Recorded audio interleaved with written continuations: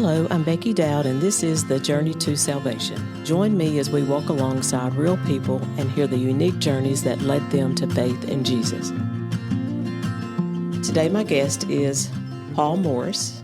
Hey, Paul. Hello. How are you? Nice to see you this morning, Becky. I'm fine. Nice to see you this morning. We're recording kind of early in the morning, so we might sound a little rough. I probably sound like this all the time. Okay. Paul, there are just a few things I know about you, but Okay. I know I'm going to learn more about you as we do this interview. So I know you live and work in Memphis. I do. I've lived in Memphis all my life. And you drive to Wynn on Sunday morning and attend the Bridge Church. I do. I have friends here, so a lot of times it's Friday afternoon when I come over. Okay. But if I don't come over and stay at the Duck Club, then Right. I drive over on Sunday mornings. Okay. And that's how you sort of got to the Bridge Church. It was through those is. friends, and they came here. That is correct. All right, the second thing. And I'm very thankful for that. Yes, I am too. The second thing I know about you is someone here, I think, nicknamed you the Apostle Paul. That would be the pastor. Okay. And I tell him all the time that I'm more of a Saul than I am a Paul. And the third thing I know about you is someone says, more than one person have said, that you make some really good baked beans, but I have yet to try those. You didn't get. I made a batch for the Parables in the Park again. Okay. I didn't go. Oh, I didn't either, but But you sent the beans. I did make beans. Yeah, it's hard for me to get over during the week a lot of times, unless I make arrangements, plans to do Right. so, just because we're busy. I'm busy all the time during the week, and summer's always a busy time for my business. So Right. And that's a little bit over an hour drive for you, right? hour 15. Yeah. It's not bad. It's you do it for as many years as I've done it, and it's just like driving across, driving to Collierville or something Yeah. from my house. So Yeah. it's not a big deal. Yeah, it's no big deal. Yeah. It's Well, let's back up then and just tell us a little bit about where you grew up and that sort of thing. all right. So I'm from Memphis. I was born and raised in Memphis. I am 61. I was born in 1965. You don't have to tell your age. It's but okay. I'm not scared. You're a man, so you'll do that. I'm not scared. I have a brother and a sister, both older. I'm the youngest. My parents were born in Mississippi, and they moved to Memphis before I was born. And but both of my parents have passed away now, so that's my background basically for Yeah. childhood. I mean, Did y'all go to church when you were growing up? absolutely. My mother had me in church from the time I was born, I suppose. That's all I ever remember. Right. Always in church. And my grandmother was, my father's mother was, she was very active in her church. And when we went to Mississippi, we went to church on Sundays with grandmother. So I'm very blessed in the fact that I had the grandparents that I had, and their faith, and obviously my mother, who was she was going to beat me into the faith for sure. Yeah. Very, very, and as I look back at on it from being a child, I don't want to go to church this Sunday, but we went. That wasn't an option. It wasn't an option. We went. Yeah. So, and I'm thankful for that now, and I was thankful for that as I grew older. Yeah. That I had that. So how were you as a teenager? Things were good?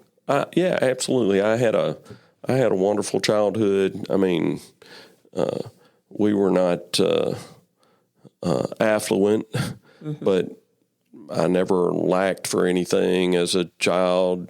Played sports, soccer, baseball. But as a teenager, I was a pretty good. I was a pretty good kid. I didn't get in any trouble. No arrest. Thank goodness. But typical stuff. I was not.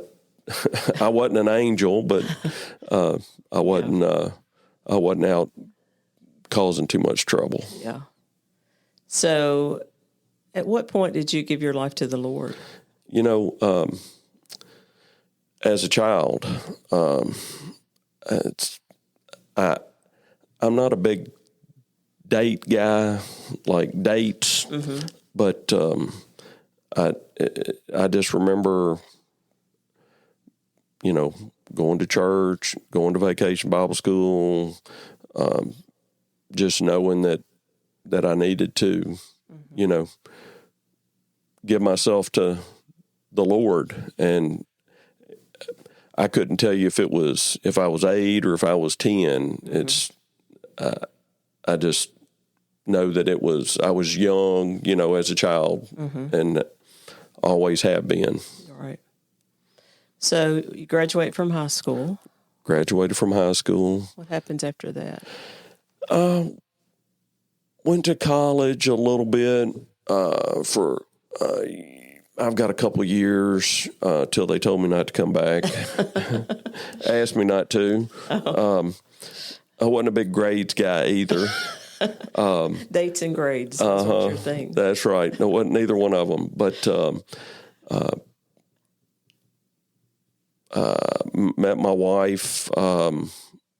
She was still I had already graduated, and I met my future wife the summer that I graduated, and she was still in school.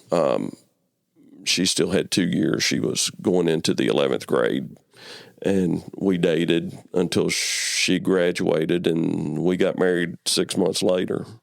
So I've been married for 41 years now. 41. No, hold on.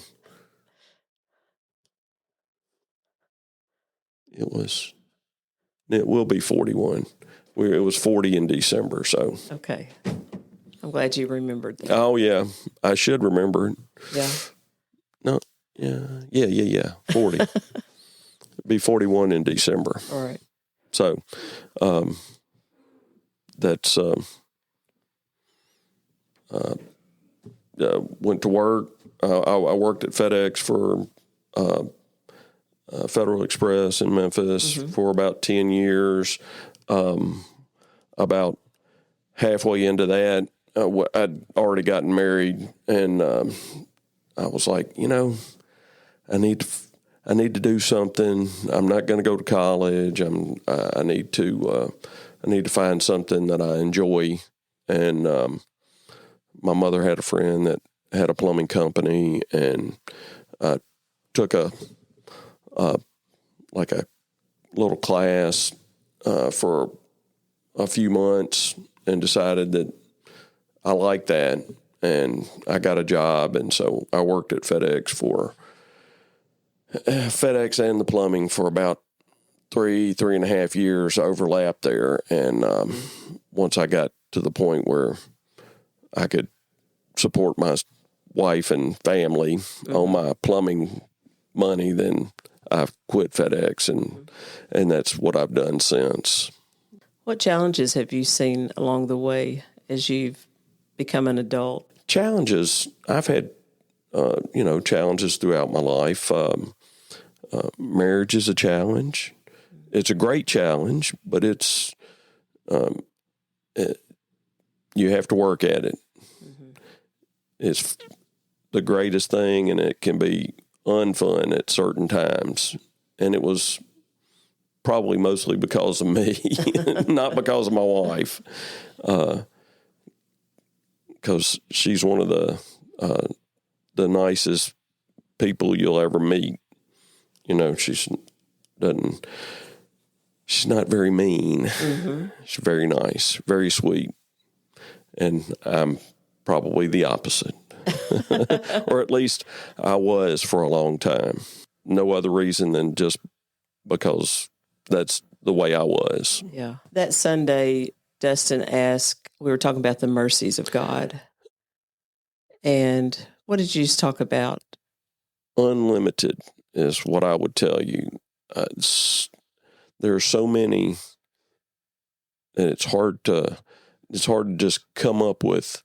I mean, you don't want to leave something out. What are some of the mercies that you've seen? Some of the mercies.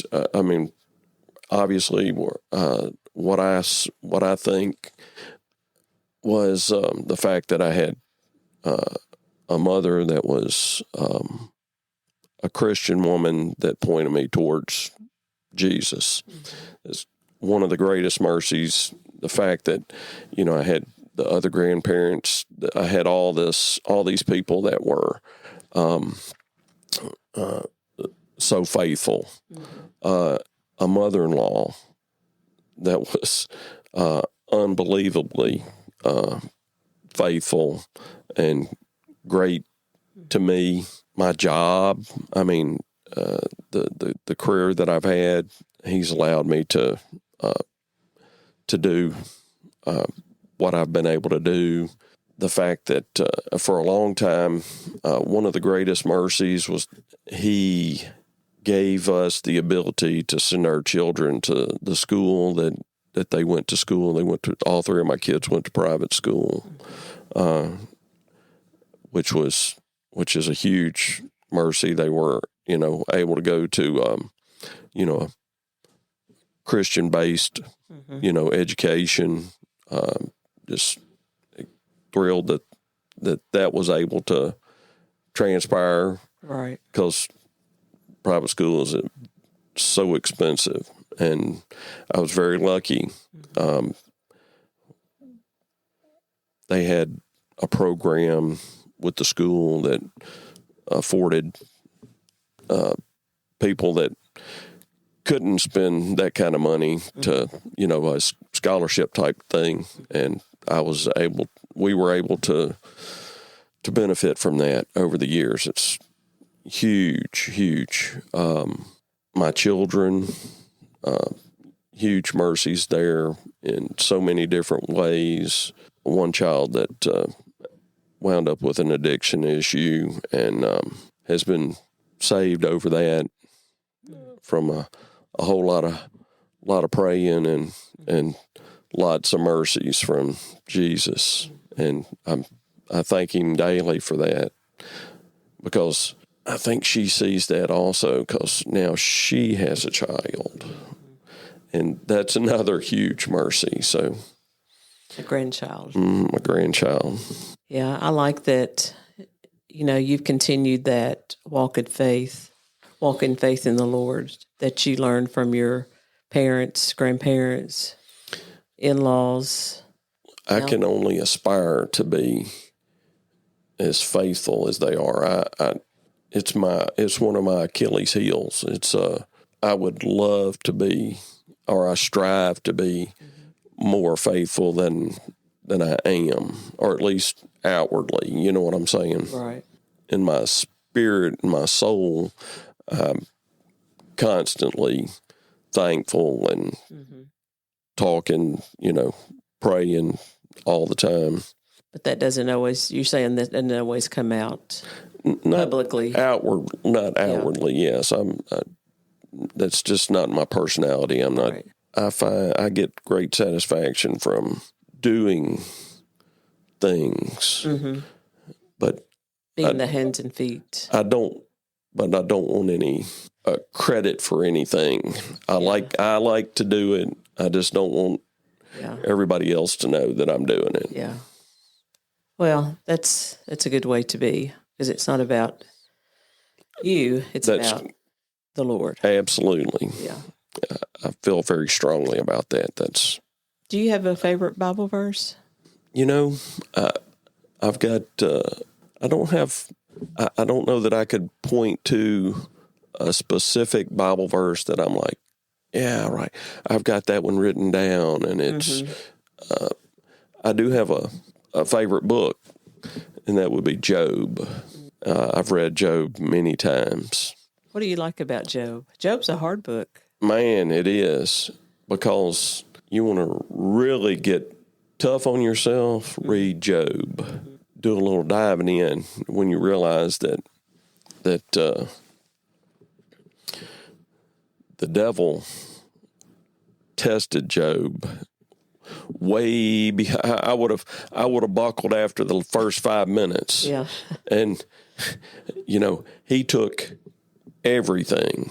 I mean, when you read it, you don't realize, hey, he lost his family, he lost his kids, he lost his wealth, he lost everything. His health. Even that's right. Yeah. When that didn't get him, then the devil worked on his health, and he would